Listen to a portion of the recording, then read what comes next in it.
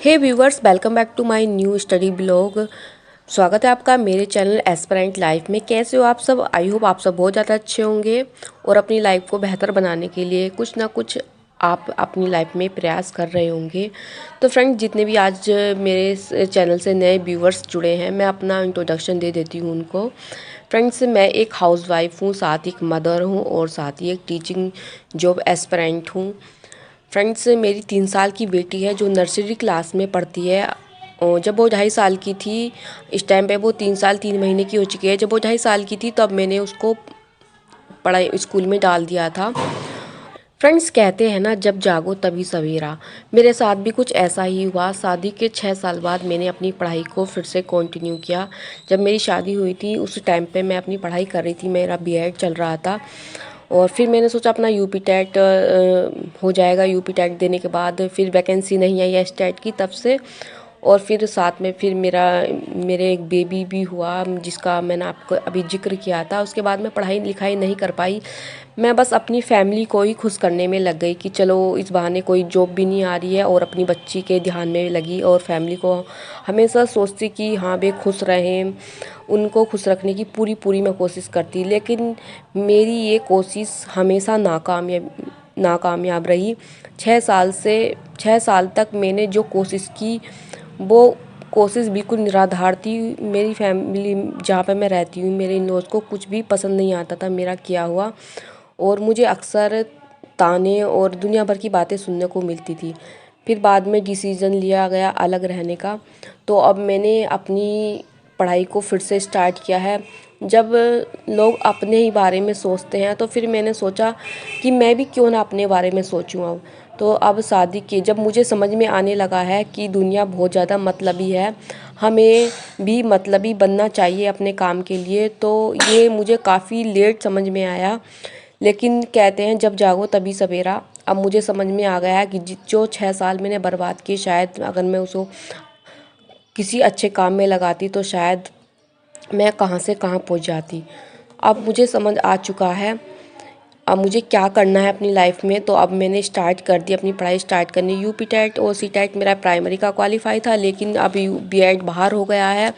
BEd बाहर हो गया है तो इस वजह से मैं अब प्राइमरी की तैयारी तो नहीं कर सकती। अब मैं सी टेट जूनियर की तैयारी फिर से कर रही हूँ। और साथ ही साथ अपने घर के जो काम होते हैं, आपको तो पता है कि हाउसवाइफ के पास कितने ज़्यादा काम होते हैं। एक छोटी बच्ची का ध्यान रखना और घर के ऑलमोस्ट सारे काम मैं करती हूँ और साथ ही अपने बच्चे का ध्यान रखती हूँ, उसको स्कूल से लाना है। इन सब चीज़ों में काफ़ी सारा टाइम मेरा जाता है। उसके बाद जितना भी मेरे पास टाइम बचता है मैं पूरा टाइम अपनी पढ़ाई को देती हूँ। और इस दौरान मुझे कम से कम 4 से 5 घंटे ईज़िली मिल जाते हैं। अभी मैं फ़िलहाल हिमांशी मैम की जो सीडीपी की जो बुक उन्होंने लॉन्च की थी वो उससे मैं पढ़ रही हूँ। पहले भी मैंने वो पढ़ी थी लेकिन मैं इतने अच्छे से नहीं पढ़ पाई थी टाइम की वजह से, लेकिन अब मैं उसको अच्छे से पढ़ रही हूँ। फ्रेंड्स, मॉर्निंग के 10 बज चुके हैं और मैंने अपनी बेटी को स्कूल भेज दिया है। 8:45 का उसका स्कूल है। सुबह में थोड़ा जल्दी उठना पड़ता है। और अब मैंने जितने भी काम है, बर्तन धोना, ब्रेकफास्ट जो भी है, वो सारा मैंने मतलब कर लिया है। अपने हस्बैंड को भी लंच देकर उनको भी अपने काम से भेज दिया है। सुबह में थोड़ा सा फ्रेंड ज़्यादा काम रहता है, इस वजह से मैं कोई भी वीडियो शूट नहीं कर पाती सुबह में। और मेरे हस्बैंड को भी पसंद नहीं है इस तरीके से वीडियो बनाना, इस वजह से मैं उनके सामने कोई वीडियो नहीं बनाती हूँ। और यहाँ पर मैं हिमांशी मैम की जो बुक है वो लेकर बैठ गई हूँ। और यहाँ पर मेरा फ़िलहाल ये वाले जो क्वेश्चन हैं मतलब चैप्टर है वो कंप्लीट हो चुका है। इसके एमसीक्यू भी मैंने कर लिए हैं। अब फ्रेंड्स, आज मैं सेकंड चैप्टर भी कंप्लीट करने वाली हूँ। उसके बाद इसके एमसीक्यू हैं वो भी मुझे आज पूरे करने हैं। इसमें सबसे अच्छी बात यह है फ्रेंड्स, बुक पढ़ने के बाद इसमें एमसीक्यू भी होते हैं जिससे हमें पता चल जाता है कि हमने चैप्टर कितने अच्छे से पढ़ा है। आज मुझे दूसरा और तीसरा चैप्टर कंप्लीट करना है और बुक काफ़ी अच्छी है, काफ़ी अच्छी लगी मुझे ये बुक, पढ़ने में भी ठीक है। तो आप लोग भी इसको परचेज़ कर सकते हैं अगर आप सी टेट की तैयारी कर रहे हो तो। वैसे तो छोटे बच्चे के साथ स्टडी करना काफ़ी डिफ़िकल्ट हो जाता है क्योंकि अभी परी 3 साल की ही है। मतलब 4 ईयर में, वो अभी लगी ही है फ़िलहाल। तो इस वजह से मुझे उसके सामने तो मैं ज़्यादा पढ़ाई नहीं कर पाती हूँ, लेकिन जैसे ही वो चली जाती है, 8:45 का इसका स्कूल है, तो मैं 9:30 या 10 तक अपना पूरा काम कंप्लीट कर लेती हूँ। जिस दिन कपड़े धुलने होते हैं उस दिन थोड़ा टाइम ज़्यादा लग जाता है, तो मैं क्या करती हूँ, जल्दी जल्दी से सारे काम कंप्लीट करने के बाद पढ़ने बैठ जाती हूँ। और उसका 2 बजे का स्कूल है, तो 1:30 बजे तक, 10 बजे से 1:30 बजे तक मैं अच्छे से पढ़ाई कर पाती हूँ। मुझे उसमें कोई भी डिस्टरबेंस नहीं रहता है। और जिस दिन धूप निकली रहती है बाहर, मैं आराम से बाहर बैठ के पढ़ लेती हूँ। और मुझे बहुत अच्छा लगता है बाहर बैठ के, एकदम फ्रेश हवा आती है। और सर्दियों का मौसम है तो बाहर बैठ के धूप सेकने में भी थोड़ा ज़्यादा अच्छा सा लगता है। और जैसे ही परी 2 बजे के बाद आती है, उसको मैं खाना वाना खिलाऊंगी। और उसका फिर खाना खाने में भी बहुत थोड़ा ज़्यादा टाइम लेती है। और उसके बाद मुझे उसका होमवर्क कराना रहता है। होमवर्क कराने के बाद वो थोड़ी मस्ती करती है, और उसके बाद मैं थोड़ा देर फिर से पढ़ने बैठ जाती हूँ। लेकिन फ्रेंड्स, आज क्या हुआ, आज थर्सडे है तो परी की छुट्टी, मतलब 29 फरवरी है, तो आज परी की छुट्टी जल्दी हो गई। जो परी की आंटी नीचे रहती हैं, उनका बच्चा भी उसी स्कूल में जाता है, तो मैं तो नहीं गई आज स्कूल लेने के लिए उसको, तो वो ही जा रही थी। तो उन्होंने कहा कि मैं ही उसको ले आती हूँ स्कूल से, तो वो ले आई थी। तो आज अभी 11, 11:30 का टाइम हो रखा होगा और परी स्कूल से आ गई है। और यहाँ पर परी की चल रही है शैतानी। अब परी यूनिफॉर्म चेंज करके अपने घर के कपड़े यहाँ पर पहन रही है। अब वो बिल्कुल भी मुझे यहाँ पर पढ़ने नहीं देगी, अपने किसी न किसी काम में लगा के रखेगी। फ्रेंड्स, छोटे बच्चों के साथ ये बहुत ज़्यादा डिफ़िकल्ट होता है। उनको अपनी बात हम मनवा नहीं सकते कि हाँ, जैसा हम कह रहे हैं वैसे ही करना है। और जल्दी छुट्टी होने की वजह से उसने अपना लंच भी नहीं किया आज। और ये नीचे जो आंटी रहती है उनका बेटा है, तो ये दोनों थोड़ी देर खेलेंगे। हाँ, जब ये दोनों खेलते हैं तो तब भी मैं स्टडी नहीं कर पाती हूँ, क्योंकि दोनों बहुत ज़्यादा शोर करते हैं। तो इसलिए मैंने सोचा चलो कोई बात नहीं, थोड़ी देर खेलने दो। यहाँ पर फ्रेंड्स 1 बजे का जैसे ही टाइम हुआ तो परी ने कहा, मम्मा मुझे भूख लग रही है, मुझे कुछ खाने को दो। तो थोड़ी देर परी खेली, खेलने के बाद फिर वो अपना लंच करने बैठी थी। जो स्कूल में लेके गई थी वही वाला लंच मैंने उसको दे दिया था, क्योंकि अभी मैंने बनाया नहीं था खाना। तो फिर परी को मैंने खाना दिया और मैं पढ़ने बैठ गई थी। उसके बाद फ्रेंड्स मैंने 2 बजे तक पढ़ाई करी, 2-2:30 बजे तक। और उसके बाद फ्रेंड्स मुझे भी भूख लगने लगी थी। यहाँ देखिए 2:20 हो गई है और मुझे भी भूख लग गई है। तो यहाँ पर मैंने सुबह में सब्जी बनाई थी आलू और गाजर की, तो अब मैं खाना खा रही हूँ।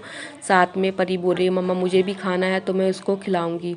और खाना खाने के बाद फ्रेंड्स फिर से मैं पढ़ने बैठ गई थी। और फिर यहाँ पर देखिए टाइम हो रहा है 6 बजे के आसपास का। फिर परी को मैंने चाय वाय पिलाई, खुद भी चाय पी। उसके बाद फ्रेंड्स मैं फिर से पढ़ने बैठ गई थी। तो फ्रेंड्स आज का जो दिन था मेरे लिए बहुत ज़्यादा अच्छा गया। आज मैंने बहुत अच्छे से पढ़ाई की और मुझे काफ़ी ज़्यादा टाइम मुझे आज मिला। और परी अपने कार्टून देखने में मैडम मस्त थी, और यहाँ मैं अपनी स्टडी करने में व्यस्त थी। तो इसी तरीके से फ्रेंड्स मेरे दिन जो आजकल वो जा रहे हैं बहुत अच्छे जा रहे हैं। और फ्रेंड्स आपके साथ एक दिल की बात भी मैं शेयर करने वाली हूँ फ्रेंड्स। साथ ही साथ मैंने हनुमान चालीसा का 11 दिन का संकल्प लिया हुआ था। तो फ्रेंड्स मेरी ज़िंदगी में एक बहुत बड़ा चमत्कार हुआ है, जो मैं आपके साथ शेयर कर रही हूँ। फ्रेंड्स क्या हुआ कि मैं पहले क्या करती थी, मतलब मेरा मन पढ़ाई में लगता ही नहीं था।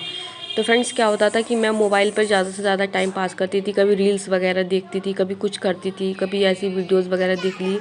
मैं अगर पढ़ने भी बैठी हूँ ना फ्रेंड्स, मेरा मन लगता ही नहीं था पढ़ाई में। लेकिन जब से मैंने 11 दिन का संकल्प का पार्ट लिया है, उस दिन से फ्रेंड्स सच में बताऊँ ना, मैंने उस दिन से 1 या 2 दिन छोड़ के उसके बाद से मैंने किसी की कोई वीडियोज़ नहीं देखी। तब से मेरा मन इतना अच्छे से पढ़ाई में लग रहा है, बहुत अच्छे से पढ़ाई में लग रहा है। और फ्रेंड्स अब हो गई थी शाम, तो आज मुझे खिचड़ी बनानी थी। तो आज ज़्यादा कुछ काम नहीं था, तो यहाँ पर मैं खिचड़ी बना रही हूँ। फ्रेंड्स खिचड़ी बनाने के बाद मैंने अपनी बेटी को खिचड़ी दे दी थी, और वो अपने आप से खाने लगी थी। और उसके बाद फ्रेंड्स मुझे 8:30 बजे से अपनी हनुमान जी की जो पूजा थी वो स्टार्ट करनी थी। तो उसके बाद मैंने पूजा वगैरह करी। वो जो पूजा मेरी होती है वो 9:30 तक हो जाती है, तो कभी कभी 9:45 भी हो जाते हैं। परी ने खाना खा लिया था और वो 10 बजे तक आराम से सो जाती है। उसके बाद जब मैंने पूजा कंप्लीट कर ली थी, तो ये मेरे MCQs वगैरह रह गए थे, तो मैंने रात को वे बैठ के किए 10:30 बजे तक। और उसके बाद फ्रेंड्स मैं सो गई थी। और आजकल मेरे दिन बहुत अच्छे जा रहे हैं, ये सब हनुमान जी की कृपा से हुआ है। मैं बहुत ज़्यादा खुश हूँ अब, और अपनी पढ़ाई में काफ़ी अच्छे से फोकस भी कर रही हूँ। मुझे बहुत अच्छा लगा। पहले मैं इन सब चीज़ों में विश्वास नहीं करती थी, लेकिन फ्रेंड्स अब मुझे पूरा विश्वास हो गया है कि हाँ, वाकई में भगवान हमारी कितने अच्छे से हेल्प करते हैं। तो फ्रेंड्स, अगर आपको ये मेरा स्टडी ब्लॉग अच्छा लगा हो और जो मेरी बातें वो बिल्कुल अच्छी लगती हों, जेन्युइन लगती हों, तो आप मेरे साथ जुड़ सकते हैं। किसी भी एग्ज़ाम की अगर आप तैयारी कर रहे हो, तो अगर आपको ये मेरा ब्लॉग पसंद आया हो तो प्लीज़ मेरी वीडियो को लाइक करें और कमेंट करना बिल्कुल मत भूलिएगा, अपने सुझाव देना। और फ्रेंड्स, अब मिलते हैं नेक्स्ट वीडियो ब्लॉग में। तब तक के लिए जय हिंद, जय भारत, वंदे मातरम, राधे राधे।